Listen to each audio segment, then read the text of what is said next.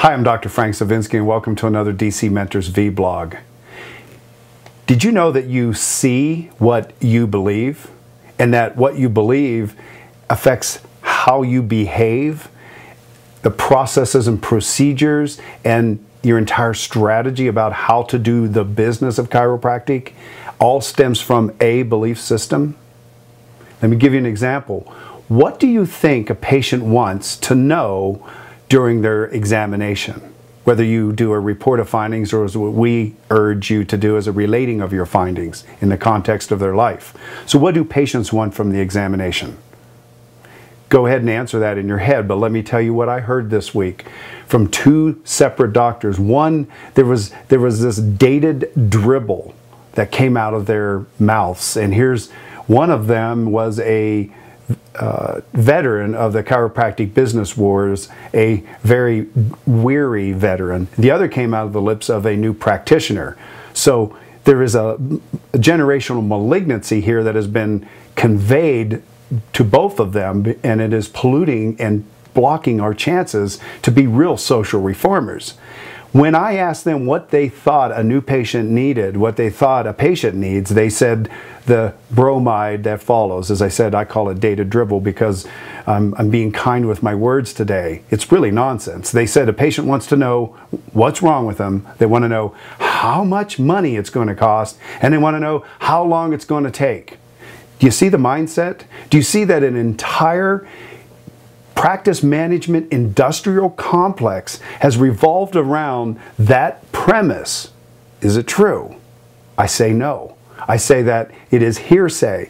And as a result, we have created the what's wrong with me, and we have placed this thing to make it where it has to be scare tactics, where we have to say, here's the good news, here's the bad news, here's the bad news, here's the good news, and create a complex condition, talking about when they were in the womb to all the years that transpired against them, so that what they have is so serious that they're going to need lifetime care every day from you. Now there's variations of that, but the idea here, do you see that if you believe, you believe, then you will see that what you have to do is create this complexity so that the patient knows going in that this is going to take a what?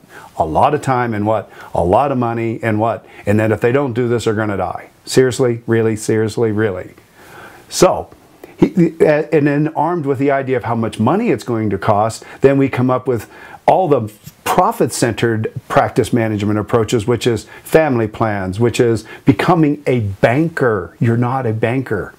You're not, that's not your business. Allow people that is their business to provide that service, and don't provide it through your office, as one practitioner I just ran into does, has a bank loan statement and a credit card actually in the office. Seriously, really, if you buy the paradigm that that's what's on the patient's mind, then that's what's on their mind, and you are competing in a bloody market. Now, then comes the idea of how long will it take. So now we have all of our extended plans and all of our gimmicks and strategies around that. Can you feel the stress and the pressure to be salesmen? You don't have to be. There is another way. There is a way to present these things to people without actually creating an environment that feels gimmicky, that feels something that's not even you, and that's the challenge. Sometimes we do things because we think that's all there is that there is to do. But did you know research has actually said that those aren't the three things that are on people's mind? Research. People that actually looked at this premise and said, what do people want when they're a patient? And yes, it came from the medical industry. I don't know if they're following it, but here's the thing. People want to know, they have 6 universal questions. They want to know what happened.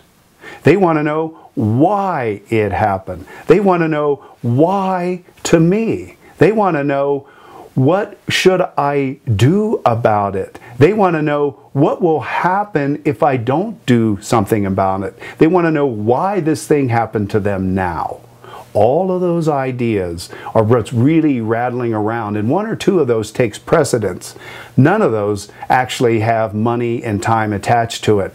That's what you have in your head.